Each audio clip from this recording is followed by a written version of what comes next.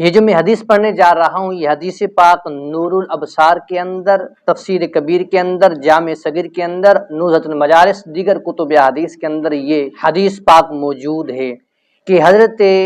جریر بن عبداللہ رضی اللہ تعالیٰ عنہ فرماتے ہیں کہ نبی پاک صلی اللہ علیہ وآلہ وسلم نے ارشاد فرمایا کہ یاد رکھو، جو بندہ آل محمد کی محبت میں مرا وہ بندہ شہید ہے، اور جو بندہ آل محمد کی محبت میں مرا وہ بخشا ہوا بھی ہے، اور جو بندہ آل محمد کی محبت میں مرا اس کی قبر کے اندر جنت کے تمام تر دروازے کھول دیے جاتے ہیں۔ اور آقا فرماتے ہیں آگاہ ہو جاؤ، جو بندہ آل محمد کی محبت میں مرا پہلے ملک الموت اسے اپنا جنت میں ٹھکانہ دکھاتے ہیں، پھر منکر نکیر سوال جواب کرتے ہیں۔ آقا فرماتے ہیں خبردار ہو جاؤ،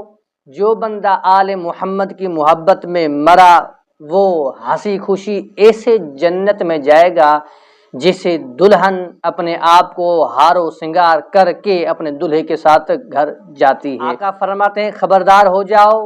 جو بندہ آل محمد کی محبت میں مرے گا اس کو مرتے وقت اللہ تعالیٰ توبہ نصیب فرمائے گا۔ اور آقا فرماتے ہیں خبردار ہو جاؤ، جو بندہ آل محمد کی محبت میں مرا اللہ تعالیٰ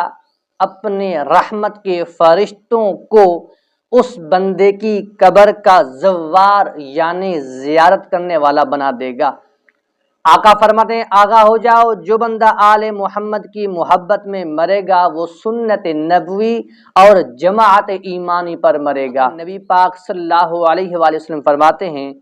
جو کوئی آل محمد کی محبت میں مرے گا وہ کامل ایمان مرے گا، اس کا ایمان مکمل ہوگا۔ جو بندہ بغض و عداوت اہل بیت یا آل محمد میں مرے گا قیامت کے دن وہ اس حال میں اٹھے گا کہ اس کے دونوں آنکھوں کے مابین لکھا ہوگا آیسم من رحمت اللہ، یہ بندہ اللہ تعالیٰ کی رحمت سے نا امید ہوا۔ آقا فرماتے ہیں آگاہ ہو جاؤ، جو بندہ آل محمد کے بغض و عداوت میں مرے گا تو وہ بندہ جنت کی خوشبو بھی نہ سونگھ سکے گا۔ جو بندہ بغض و عداوت اہل بیت کرام میں مرے گا اس حال میں مرے گا کہ وہ اہل بیت کرام سے، نبی پاک کی آل سے بغض رکھتا تھا، آقا فرماتے ہیں وہ کافر ہو کے مرا۔